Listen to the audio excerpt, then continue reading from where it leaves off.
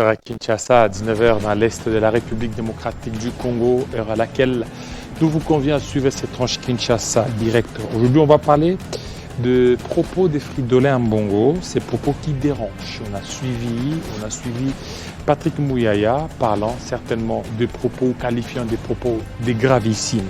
On va essayer d'analyser ces propos avec le pasteur Godin Paul, qui est aussi député provincial, député national, Et dans ces tweets, il a aussi proposé à ce que les gouverneurs soient nommés par le président de la République. Nous allons certainement analyser les contours de toutes ces réflexions. Et aussi, on va un tout petit peu parler des enjeux au niveau du Katanga avec une avocate, Jeanne Matamba. Voilà ce qui fera la charpente de notre Kinshasa direct. Mais bien avant cela, de l'autre côté, nous avons Bédine Kenge. Bienvenue.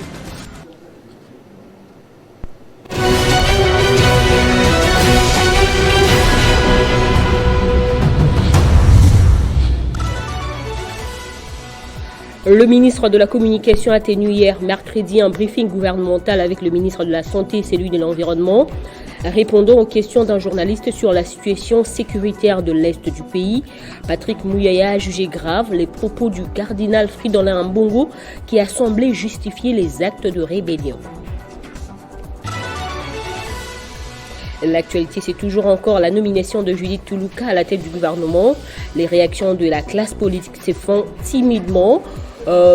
Pour Prince Epengé, que vous allez suivre dans l'édition du soir, la nouvelle première ministre est infisible que Félix Tshisekedi pourra faire sauter et faire porter tous les échecs.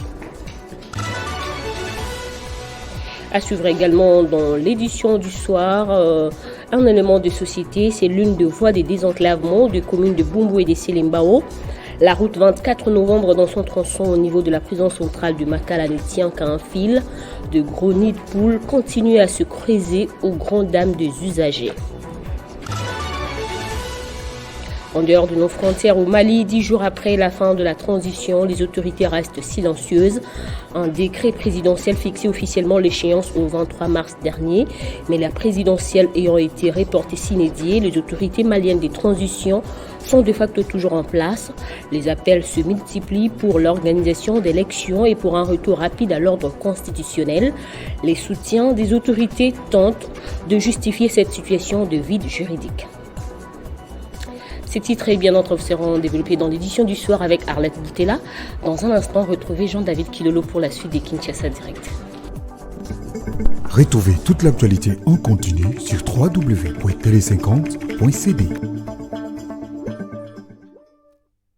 Voilà, merci. Merci à toi, Bédrine Kenge, pour cette livraison d'informations. Tout de suite, on va suivre l'homme de Dieu, Godin Paul, dans différentes réflexions. C'est tout de suite.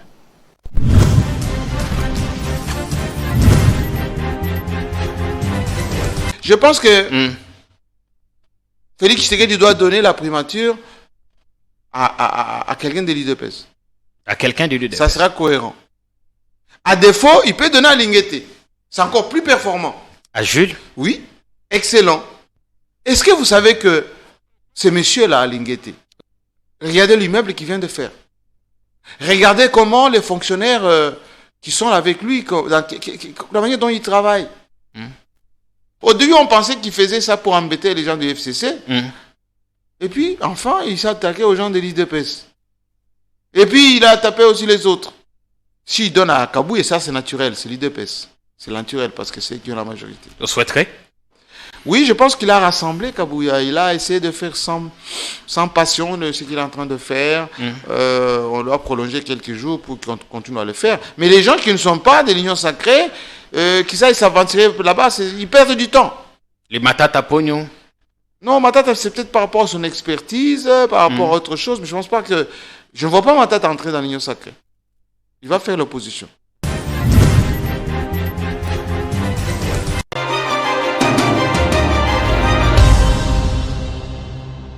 La nomination de la nouvelle femme à la tête du gouvernement, Judith Suminwa. Voilà, nous allons certainement nous habituer par rapport à ces noms.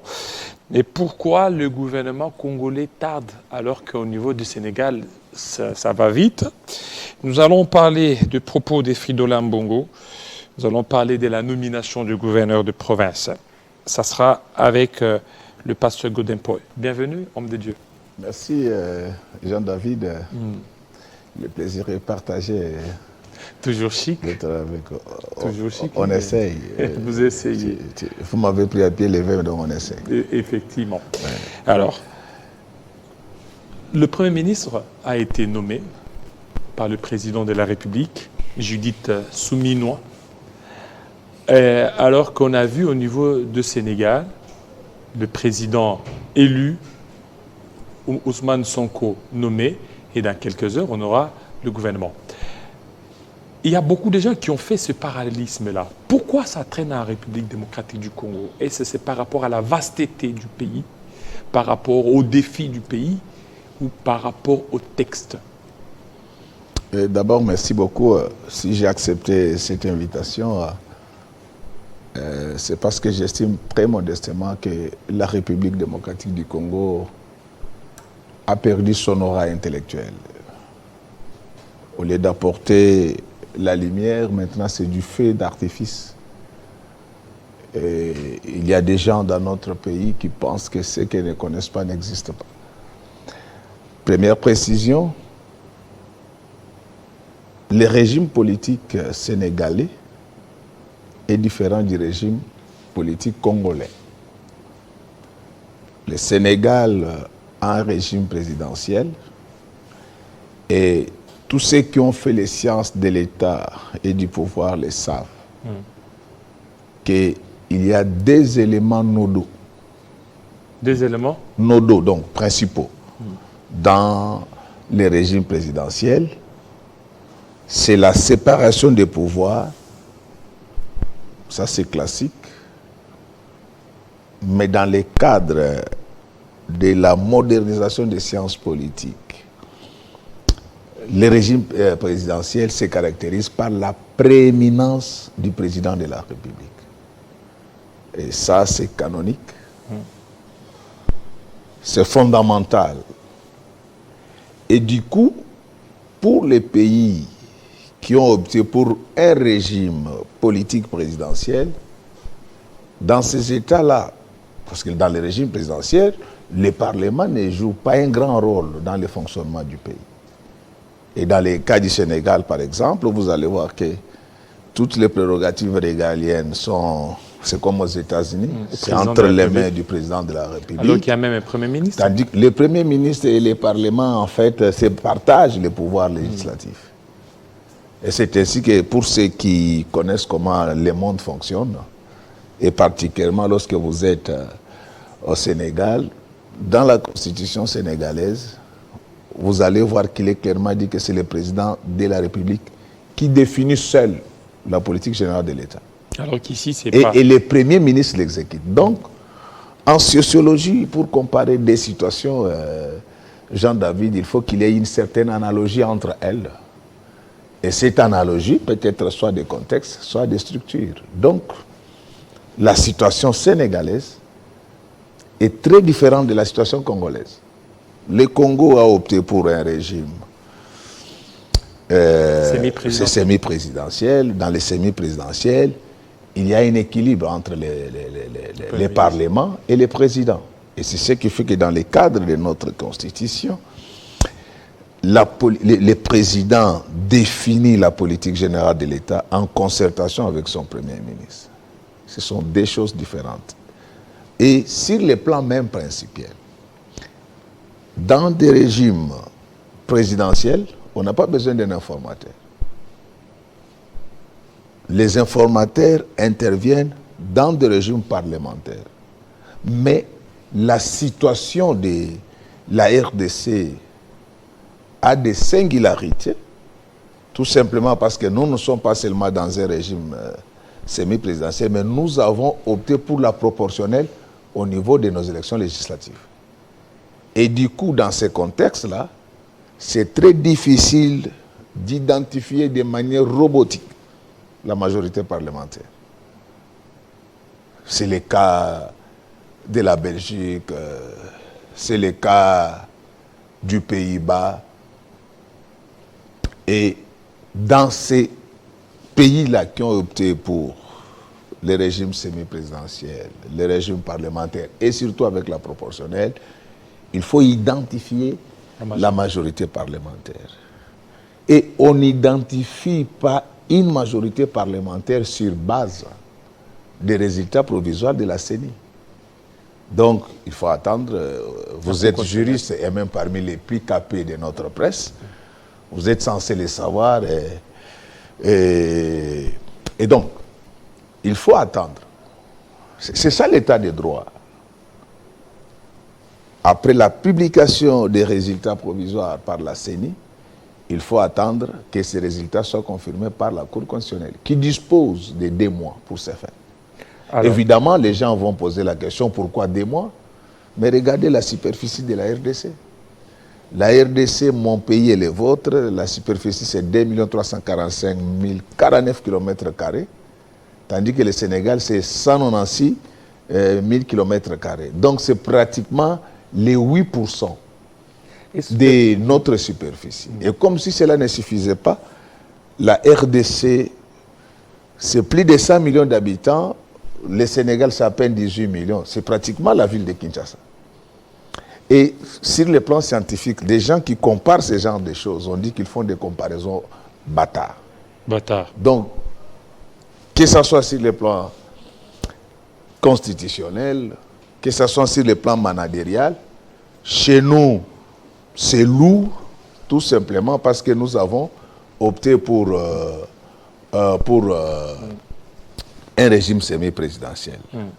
Donc là, il faut suivre la procédure. Alors, et je voudrais préciser, cette constitution, ce n'est pas nous qui l'avons élaborée, nous l'avons trouvée. Elle est élaborée en 2006. À l'époque, moi, j'étais encore fonctionnaire.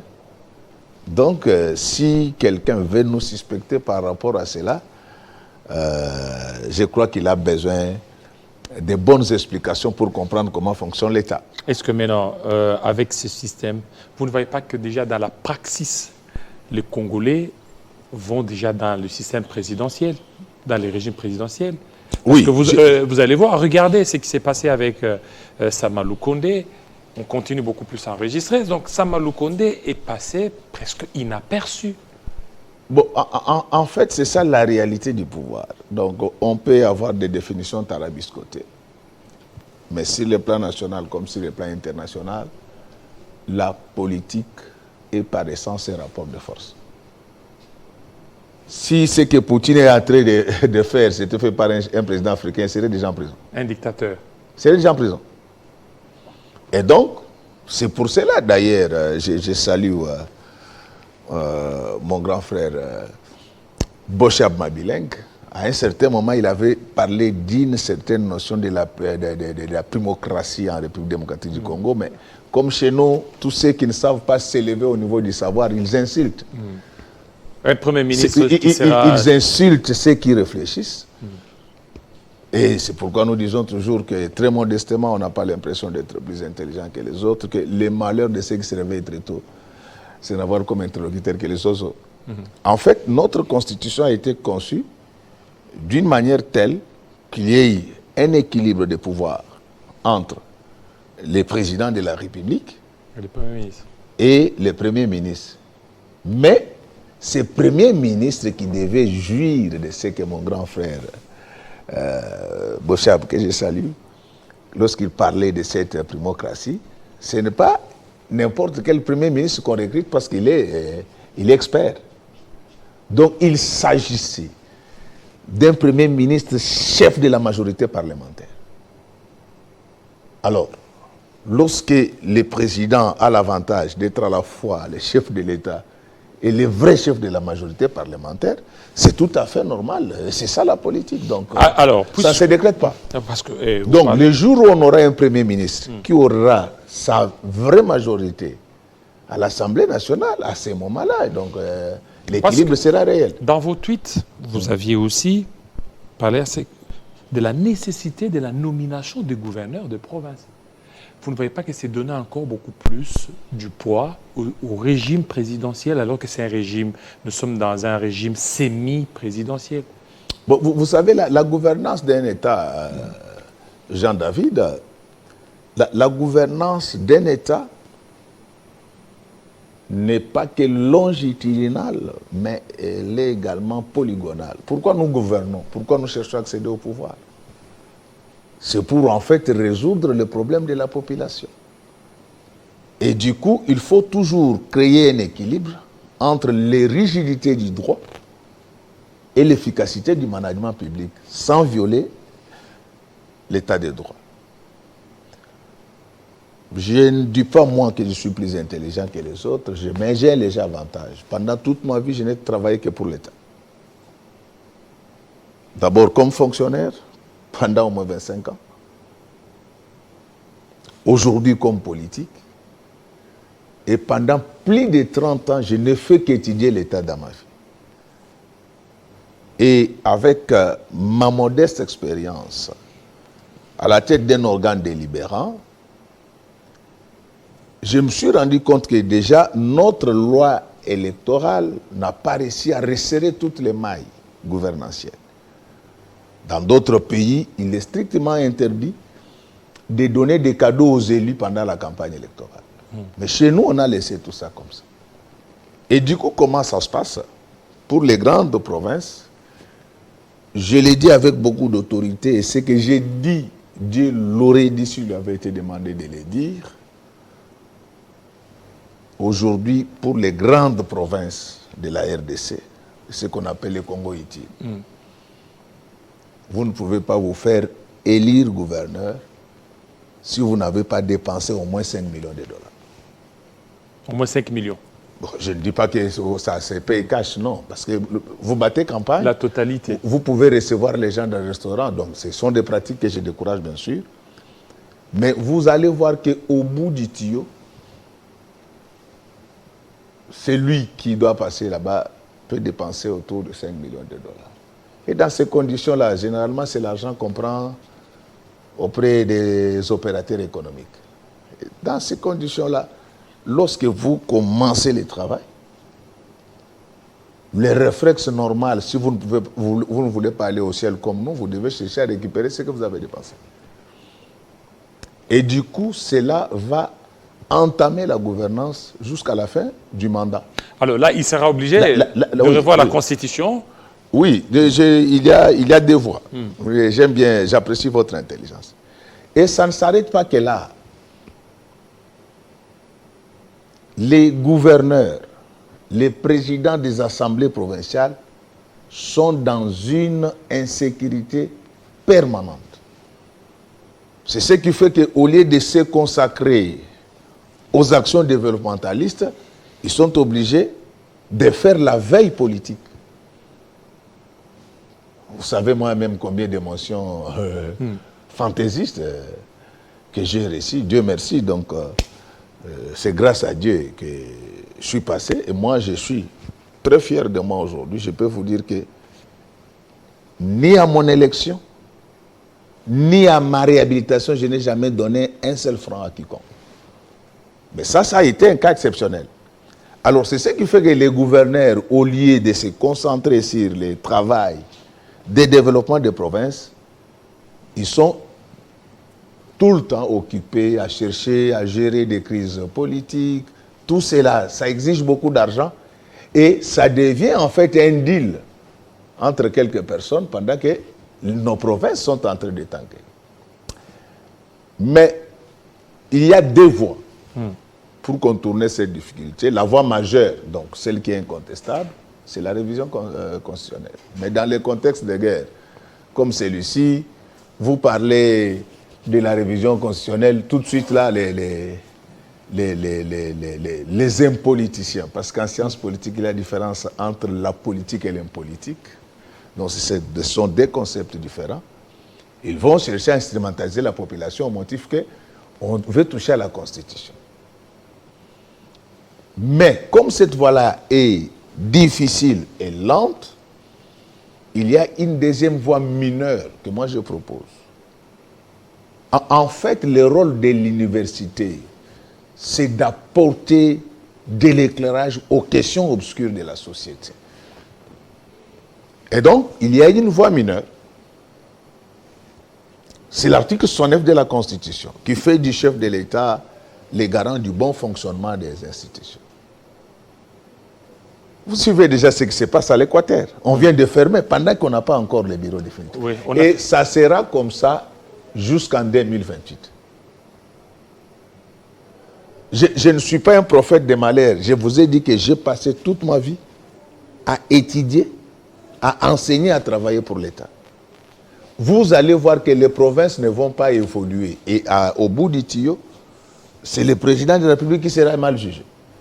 Et donc aujourd'hui, si nous voulons vraiment que pendant ces 5 ans, qu'on puisse voir l'incidence de notre gouvernance, il y a une voie mineure. Donc le président, en tant que garant du bon fonctionnement des institutions, sur le fondement de l'article 69 de notre Constitution, il peut poser la question à la Cour constitutionnelle pour dire, mais là je suis bloqué.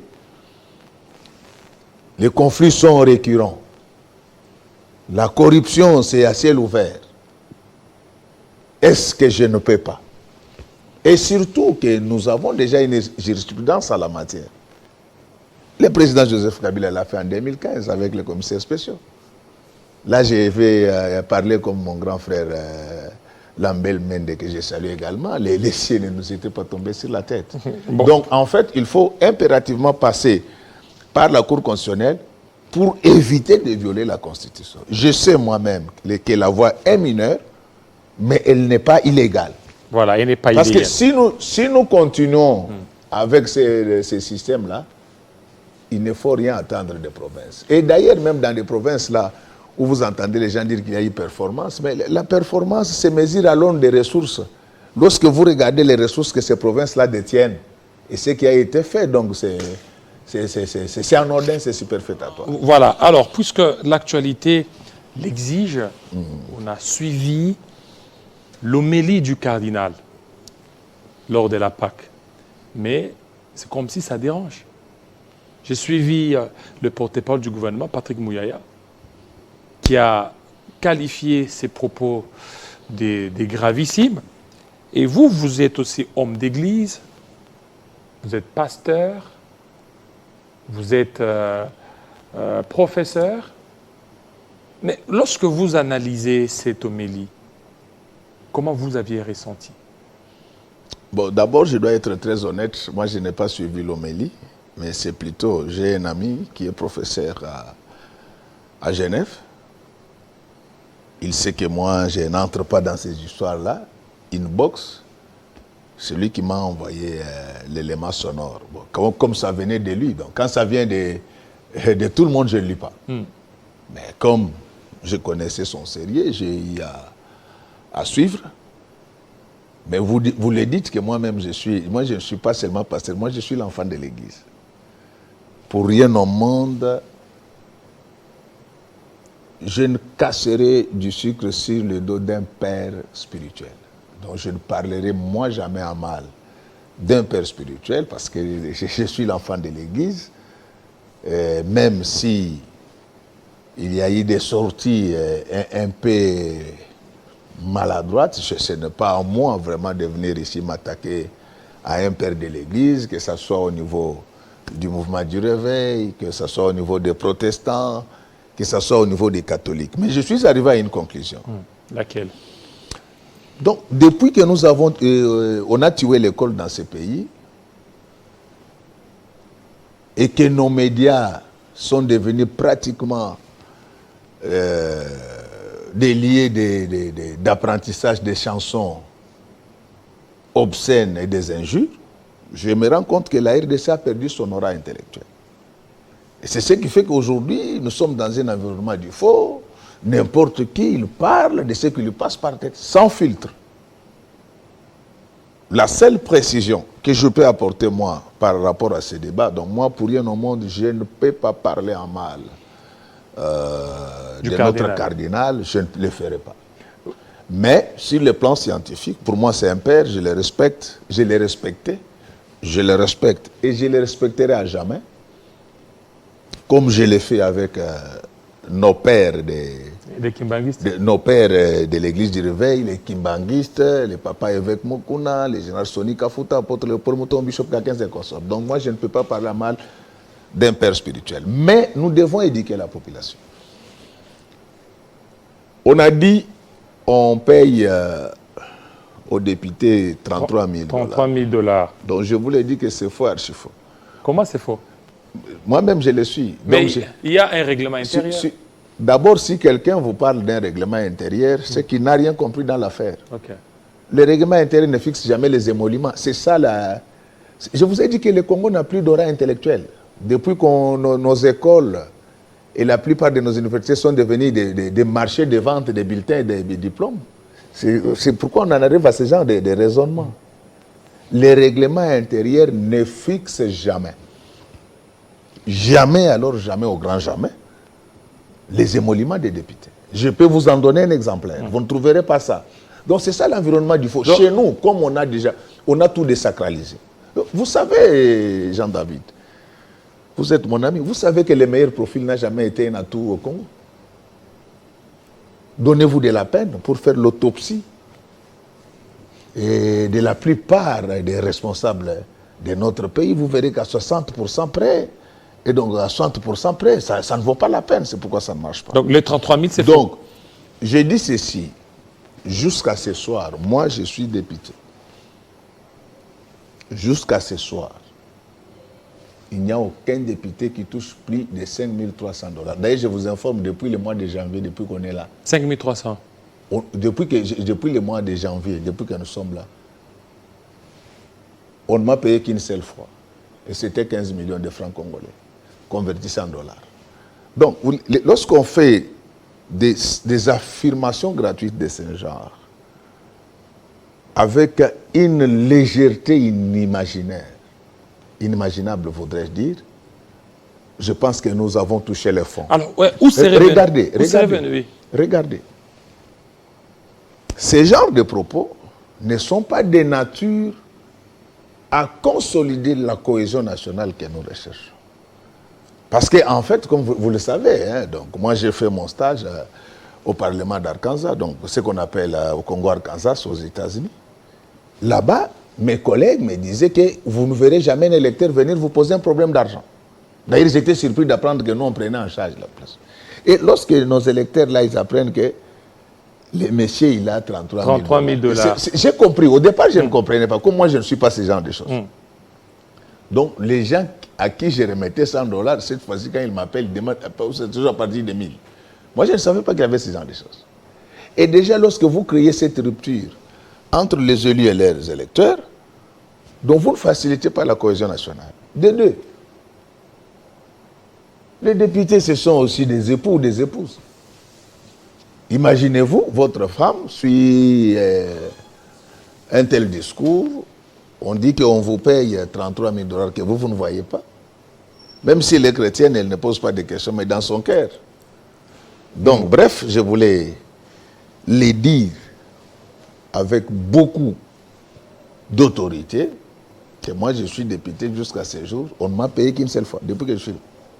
Est-ce que ce n'est pas peut-être... Et je vous donne 15 millions, vous pouvez convertir dans la monnaie que vous voulez. Et maintenant, la deuxième précision aussi, parce que j'ai appris, on dit que le Congo-Brazzaville a un budget de 30 milliards de $. Je crois que même le président Sassou, là où il est, il dit que la RDC est maudite. Comment maudite? Mais c'est jamais... D'abord, le PIB du Congo-Brazzaville, c'est 15 milliards de $. Le PIB, c'est l'ensemble de la richesse. Ça, ce sont les statistiques de 2002. De 2022, pardon. Rien que le PIB déjà, je crois que les économistes comprennent ce que j'ai dit. Parce que généralement, la collecte des recettes, c'est autour de 20% du PIB. Donc, le PIB de la République du Congo, donc je parle de Brazzaville bien sûr, c'est moins de 20 milliards de dollars. Ils vont trouver les budgets de 30 000 dollars dans la sorcellerie. Bon, peut-être comme les anges apparaissent dans la maison de beaucoup de gens maintenant, peut-être que les anges ont dit ça, mais ça n'existe pas. Moi, je vous donne le vrai budget de nos amis d'en face, c'est-à-dire le Congo-Brazzaville. Les budgets du Congo-Brazzaville, c'est 2605 milliards 700 millions de francs CFA. Et la parité entre francs CFA et dollars, c'est 605. Lorsque vous divisez, ça vous donne 4 milliards 300 millions.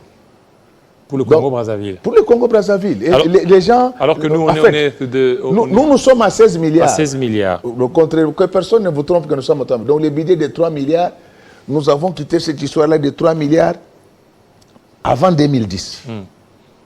Donc aujourd'hui, je sais qu'il y a un vrai problème réel de mobilisation des ressources dans notre pays, mais nous sommes déjà à 16 milliards de dollars. J'ai encore appris, on dit que les politiciens consomment les 70% du budget national. Vous savez, lorsque vous tenez ce genre de discours, c'est comme si, je n'affirme rien, moi je suis chrétien avant d'être pasteur. Apparemment, vous appelez au soulèvement la population. 70%. Lorsque vous tenez ces gens... C'est un budget de rémunération. Non, c'est faux. Écoutez, l'enveloppe salariale concernant la rémunération en République démocratique du Congo a toujours été autour de 350 millions de dollars par mois. Mais avec la dévaluation actuelle du franc, cette enveloppe est descendue jusqu'autour de 290 millions. Et là, nous ne prenons pas en compte les 40 millions de dollars que la BAD donne pour accompagner la gratuité. Et donc, nous pouvons arrondir cette enveloppe à 300 millions de dollars par mois. C'est là où vous avez la rémunération des institutions, des administrations, de l'armée, de la police. Vous avez été à l'école et je vous sais très intelligent. Lorsque vous prenez 300 millions, je prends la moyenne, pour qu'on ne me prenne pas au pied de la lettre. Lorsque vous prenez 300 millions, vous multipliez par 12, parce qu'une année a 12 mois, ça vous fait 3 milliards 600 millions. Et les calculs écrits que nous avons appris à l'école primaire, vous divisez 3 milliards 600 par 16 milliards, ça vous donne 22,5%. Donc la rémunération de tout le monde, c'est juste 22,5%. Et je voulais apporter ces précisions parce que ce que les gens ne savent pas, nous avons des amis étrangers sur cette ville. Il y a des ambassadeurs sur cette ville. Quand ils suivent ces genres de discours, par moment ils nous appellent, ils disent que Godé, votre pays a touché les fonds. Le seul conseil que je peux donner aux uns aux autres, c'est que si vous voulez parler des choses sérieuses en public, il faut apprendre à convoquer les grandes forces de l'intelligence. Voilà, les grandes forces. Donc, je crois très modestement, c'est là les explications que nous... Pourquoi nous avons levé cette option? C'est parce qu'on nous insulte de partout. La qualité de nos émissions, la qualité de nos sorties médiatiques. Vous ne vous posez pas la question. Comment c'est Charles Onana qui doit venir nous réveiller par rapport à notre agression ici? Et pourtant, c'est plein de journalistes de talent ici comme vous. Votre problème, c'est de venir, on vous donne un peu de $100, il faut insulter Godé. Pourquoi il a porté une chemise avec les boutons en or? Est-ce que c'est ça la RDC? Un bouton en or. Voilà, merci. Ce n'est pas ça. Donc, élevons les débats. Mais moi, je voulais insister, je n'étais pas venu ici pour répondre à un père de l'Église. Je ne le ferai jamais dans ma vie parce que moi-même, je suis l'enfant de l'Église. Mais nous devons de temps en temps éduquer notre population. Voilà, merci beaucoup Godin Poy. Je vais terminer. Les dimanches, vous étiez habillé à Mazantomo. Ah, Mazantom. Mais ça ne date pas d'aujourd'hui. Oui, mais c'est qu'on est en train de voir l'accoutrement de mais ça ne date pas d'aujourd'hui. Non, les goûts et les couleurs ne se discutent pas. Donc, au lieu de s'attaquer à mon look, il fallait s'attaquer à ceux qui portent la camelote, Camelote. qui violent non seulement les droits du commerce international, mais qui violent la parole de Dieu. Parce que la Bible dit, ne participez pas aux œuvres des ténèbres, mais il faut les condamner. C'est-à-dire que ceux qui portent les, non. les habits pirates. Non. À chacun son lexique. Non, j'ai dit les habits pirates. À chacun son lexique. Donc ça n'a rien à voir. Maintenant, il y a des dedans. Ces vestes-là, vous allez vous-même, vous choisissez. Il y a des dedans. Non, mais ça, c'est ma vie privée. Donc, il y a des dedans. Chacun a ses goûts. Regardez, vous avez votre style. Donc, il y a des gens qui estiment qu'ils peuvent faire du bagamou aux mesures. Et moi, j'ai choisi autre chose. Quel est le problème? Où est le problème? Et qui a le problème? Alors, pour terminer, parce que j'ai vu chaussures jaunes, pantalon blanc, chemise bleue et chaussettes bleues aussi. Mais vous savez que cette émission n'était même pas programmée. Vous m'avez appelé, donc j'étais dans mes courses normales. Non, mais tout ça, parce que vous êtes un homme célèbre. Hein, donc chaque dimanche, tout le monde veut avoir. J'ai dit ceci. Tout le monde veut avoir l'accoutrement du pasteur. J'ai dit ceci. Malgré tout ça, il y a Dieu dedans. Et je vais sauver le Congo. Je vais combattre tous ces voleurs. Tous ces voleurs. Tous ces enfants de voleurs qui prennent les biens de l'État. Je vais me battre avec eux jusqu'à la mort du dernier soldat. Merci beaucoup. Merci. Alors, une autre invitée, c'est tout à l'heure pour parler des grands enjeux au niveau du Katanga et les femmes leaders de la jeunesse katangaise. Tout de suite.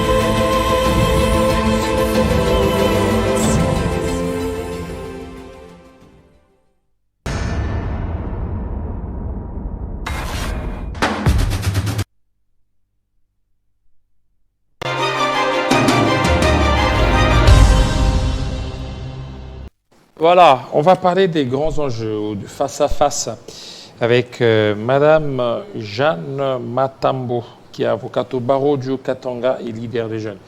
Bienvenue, Madame. Merci beaucoup, Monsieur David. Merci pour l'invitation. Voilà.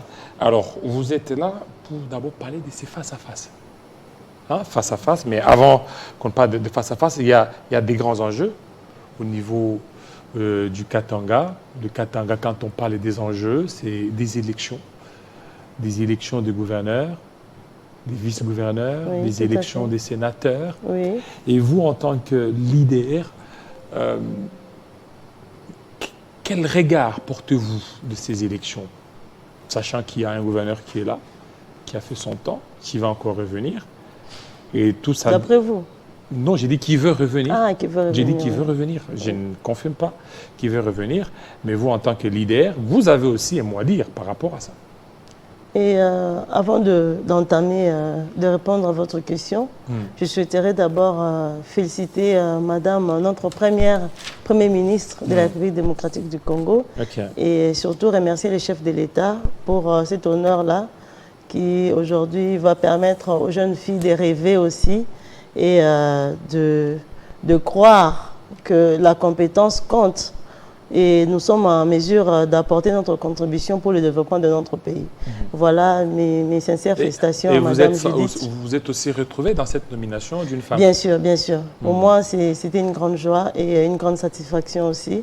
Il ne faut pas oublier que ça fait des années qu'il y a plusieurs plaidoyers dans ce sens-là, où on devait confier plus aux femmes des postes de responsabilité. Là, nous avons atteint le summum, si on peut le dire ainsi, chef de gouvernement. Donc, il y a beaucoup d'espoir par rapport à cette nomination. Et maintenant, pour revenir à votre question, et ce qui se passe dans le Haut-Katanga, c'est terrible. Terrible, oui, c'est ça même le mot. C'est terrible tout simplement.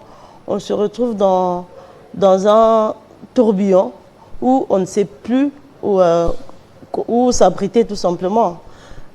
Nous ne voulons pas, je ne suis pas ici pour parler de bilan. Ce n'est pas votre faute, vous leaders, parce que j'ai été dernièrement au Katanga. Oui. Le Katanga que j'ai laissé il y a 17 ans, ce n'est pas celui que j'ai vu. D'accord. Pas plus de 2-3 jours. J'étais là, je me dis, mais c'est quel Katanga alors que vous êtes là en tant que des leaders? Voilà, c'est pour ça que j'étais en train de dire que il y a eu plusieurs dénonciations. Les leaders des jeunes, leaders politiques, majorité comme opposition. Nous avons parlé du bilan de l'actuel gouverneur et le travail qu'il a fait 5 ans de son mandat.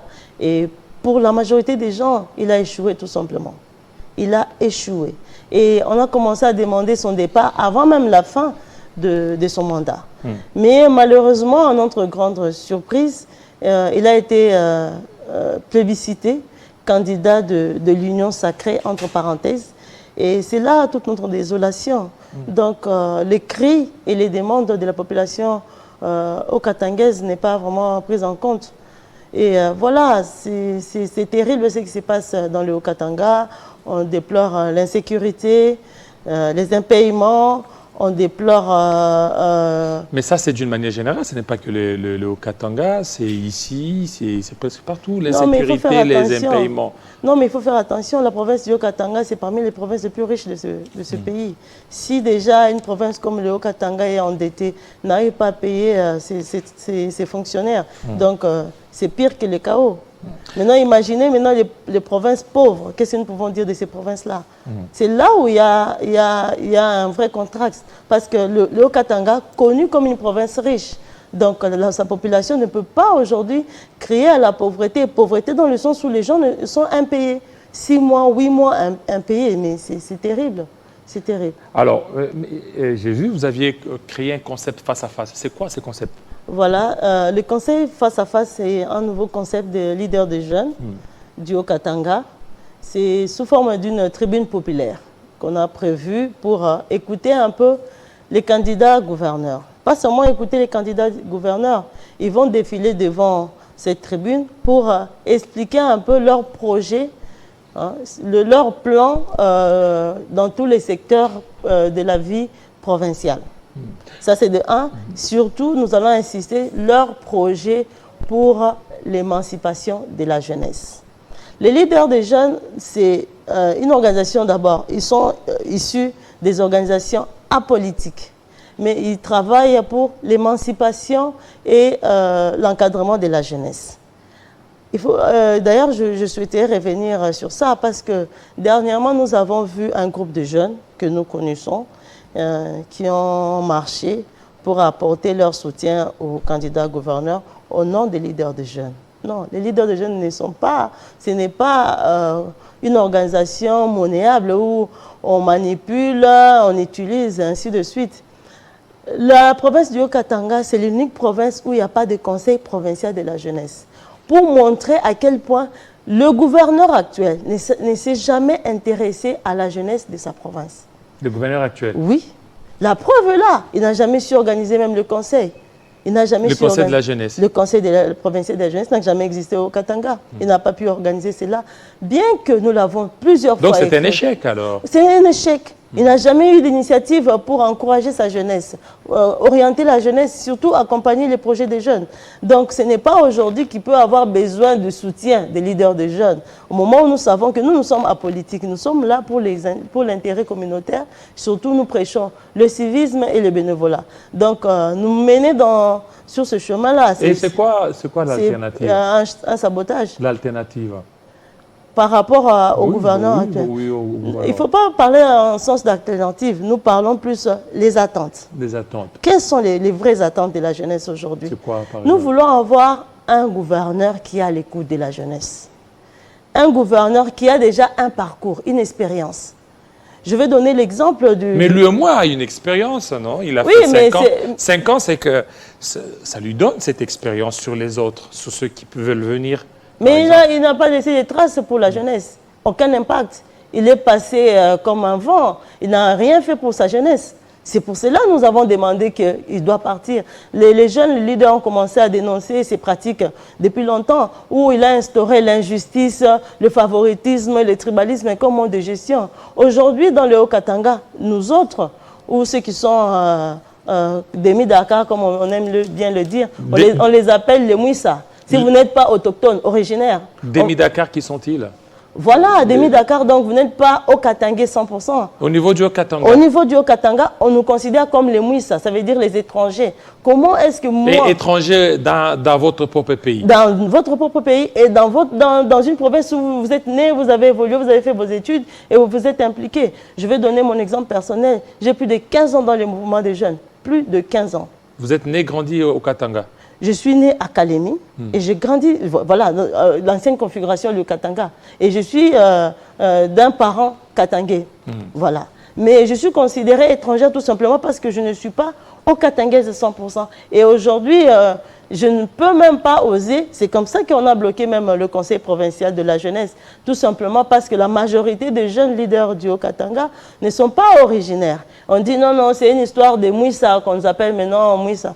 C'est terrible. C'est cette injustice-là qui a fait assez que les leaders des jeunes aujourd'hui se prennent en charge et décident assez que non, l'actuel gouverneur doit partir. L'Union sacrée doit nous présenter un autre candidat valable. Mais ils ont déjà trouvé, l'Union sacrée a déjà trouvé. Mais il ne faut pas dire que l'Union sacrée a déjà trouvé. L'Union sacrée a porté le choix sur Kiaboula. Non, pas l'Union sacrée. Il faut faire la différence. C'est l'UDPS. Parce que, oui, c'est l'UDPS, c'est clair. C'est l'UDPS. Parce que dans l'Union sacrée, il y a aussi d'autres candidatures. Entre autres, la candidature du vice-gouverneur, il est de l'Union sacrée, ainsi que de l'honorable Bavon Banza. Il est aussi de l'Union sacrée. C'est ce genre de profil d'homme que nous cherchons. Un entrepreneur, un manager, quelqu'un qui a déjà posé des actions concrètes pour la jeunesse.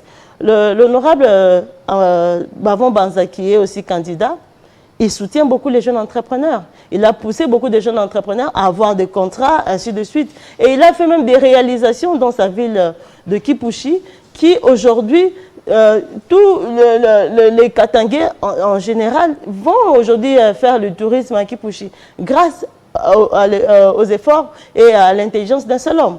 Donc, c'est ce genre de profil que nous voulons pour le Haut-Katanga. Quelqu'un qui est à l'écoute, quelqu'un qui a déjà un parcours, une histoire, et quelqu'un qui est expérimenté. Mais lui, Bavon n'a jamais été gouverneur. Il n'a jamais été gouverneur. Il n'a aucune expérience.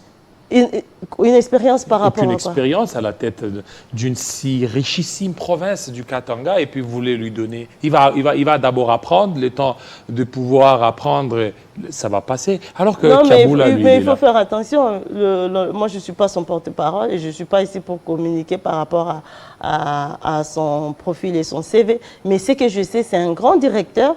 Et le fait déjà d'être un directeur d'une grande entreprise, et où vous avez déjà des éloges et des réalisations, c'est des signaux forts qui prouvent à suffisance que c'est un homme qui peut réellement apporter un véritable changement.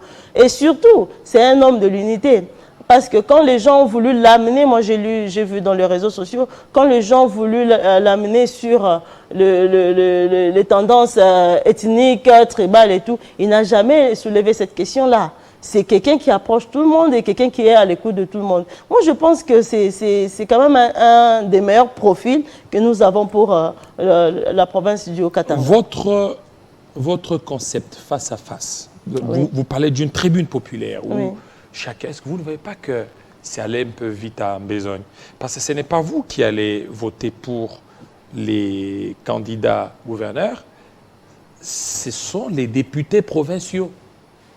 Et ces députés provinciaux, vous pouvez aujourd'hui, ces gouverneurs peuvent venir, ils présentent leur projet de société. S'ils ne sont pas convaincus, ou bien tel candidat ne passera pas.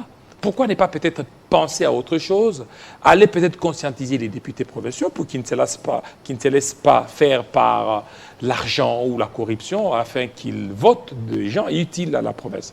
Voilà, vous avez parlé des députés provinciaux, très, très intéressant. C'est vrai, les gouverneurs sont élus par les députés provinciaux. Mais les députés provinciaux viennent d'où? C'est nous, le peuple, qui donnons mandat aux députés provinciaux. Voilà, c'est pour cela. Aujourd'hui, les gens parlent du bilan du gouverneur partant ou le gouverneur actuel, tout simplement parce qu'on n'a pas eu le temps de lire son programme quinquennal. Et aujourd'hui, si vous jetez un coup d'œil sur son programme quinquennal, c'est là où même le mal avait commencé. Parce que quand il évoque la situation de la jeunesse ou son programme pour la jeunesse, c'est juste quelques lignes. Alors pour nous, c'est une occasion aujourd'hui, avant d'occuper le gouvernement du Haut-Katanga sur l'avenue Kasavubu, c'est pour nous le moment d'écouter les candidats gouverneurs. C'est quoi leur projet pour la jeunesse? Il ne faut pas négliger la jeunesse, parce que la jeunesse, c'est même le centre du développement de tout un pays. Mais oui, aujourd'hui, nous sommes en train de louer ce qui se passe au Sénégal. Celui qui est là, c'est un jeune. C'est un jeune. Et il vient d'où? Il a une histoire, il a un parcours. Alors, pourquoi la jeunesse d'une si grande province, une province aussi riche, la deuxième province de notre pays, n'est pas considérée? Pourquoi? Alors, c'est le moment que c'est l'occasion que nous donnons aux candidats gouverneurs. Malheureusement, ça ne dépend pas que de Maître Jeanne. Cette organisation, c'est une organisation d'une grande association de jeunes. Il y a au moins 150 jeunes qui se sont unis pour faire ce concept face à face. Et c'est comme ça que les invitations sont lancées à tous les candidats gouverneurs. Tous, j'ai bien dit tous, sans exception. Majorité comme opposition, on aura le temps de les écouter et nous voulons surtout savoir comment est-ce que nous pouvons les accompagner. Mais certains diront qu'ils n'ont pas des comptes à rendre à la jeunesse parce que ce n'est pas cette jeunesse qui va voter pour eux. Ceux qui vont voter, ce sont les députés provinciaux. Ils peuvent ne pas être là. Mais ils seront là au service de qui? De la population, n'est-ce pas? Oui, au service de la population via les députés provinciaux. Non, mais ils seront là d'abord au service de la population. Et c'est nous, la grande couche de la population. Les jeunes occupent au moins 60% de la population. C'est nous la grande couche de la population. Est-ce que vous êtes conscient des maux qui gangrènent la société, entre autres la corruption? Oui, bien sûr que nous sommes conscients. Vous ne savez pas qu'il y a de ces députés ou de ces candidats gouverneurs qui n'ont pas de projet de société. Mais avec leur poche, les députés sont convaincus et puis ils sont votés. Non, mais ça sera difficile pour eux. Ça sera difficile. Ce sera un peu l'image du gouverneur actuel. Enfermé sur soi-même, toujours dans son bureau, ainsi de suite, n'ayant pas de vision. Non, c'est très difficile. Là, c'est une porte pour eux. C'est une porte pour eux maintenant de parler, de s'exprimer face à la jeunesse. Expliquer c'est quoi votre plan dans tous les secteurs de la vie provinciale. Qu'est-ce que vous voulez faire? Et surtout, quel est l'intérêt ou la place que vous donnez à la jeunesse? Quelles sont vos initiatives pour l'émancipation de la jeunesse, l'accompagnement des projets des jeunes, ainsi de suite? Il y a des jeunes qui font des choses formidables au Katanga. Alors, qu'est-ce que vous reprochez au gouverneur pour qu'aujourd'hui vous demandiez à ce qu'il y ait un changement à la tête du gouverneur, à la tête du gouvernorat? J'ai évoqué plusieurs choses. J'ai évoqué plusieurs choses. Je vais revenir sur ça. Les jeunes aujourd'hui, l'État congolais a prévu qu'un seul canal où les jeunes peuvent être en contact avec les autorités, c'est le conseil. Je parle bien des jeunes.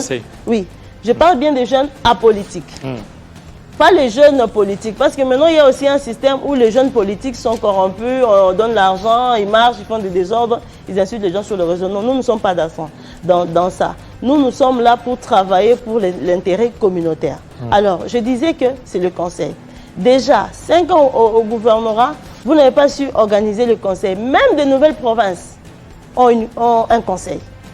Je parle bien de Est-ce que c'est le gouverneur ou bien c'est au niveau national? Non, c'est le Conseil national de la jeunesse, non? Non, c'est le gouverneur, le ministre Yves qui est là d'ailleurs. Il avait même adressé une correspondance. Oui, il avait même adressé une correspondance par rapport à cela, où il n'a jamais tenu compte. Et à l'époque déjà, le ministre de l'Intérieur, Kankonde, avait aussi adressé une correspondance où il s'est jamais exécuté. Cela prouve à suffisance sa volonté ou sa non-volonté d'organiser cela. Parce que en réalité, c'est le gouverneur qui appelle à l'Assemblée générale élective pour le Conseil provincial de la jeunesse. Ça, c'est de 1. Et de 2, disons que, bon, soit il n'y a pas de conseil. Combien de projets ont été déposés au gouvernorat provincial? Des projets salutaires, j'ai bien dit, salutaires pour la jeunesse. Même pas une réponse d'accusé de réception. Aucun jeune n'a reçu. Combien de demandes d'audience on a déposées au gouvernorat? Il n'a jamais répondu. Nous n'avons jamais voulu chercher à rencontrer la jeunesse. Le gouverneur retire ce que nous nous reprochons. Il a donné plus de la place aux jeunes manipulables. Des jeunes que lui peut soudoyer, qui peuvent passer sur les réseaux, communiquer pour lui, chanter pour lui, ainsi de suite. Et non des jeunes qui peuvent réfléchir avec lui ensemble, parler des attentes et lui faire des propositions réelles pour le développement de notre province. Merci beaucoup, Madame, surtout de votre passage. Vous êtes avocate, Jeanne Matambo, avocate au barreau du Haut-Katanga et leader des jeunes. Mais ici, nous vous recevons en tant que juriste, parce que vous n'engagez pas votre barreau. Merci, fidèles téléspectateurs. Restez branchés sous Télé 50. Tout à l'heure, la grande édition, elle est déjà là. C'est Arlette Boutella, présente, prête à vous présenter la grande édition. Restez branchés sur Télé 50. À très bientôt.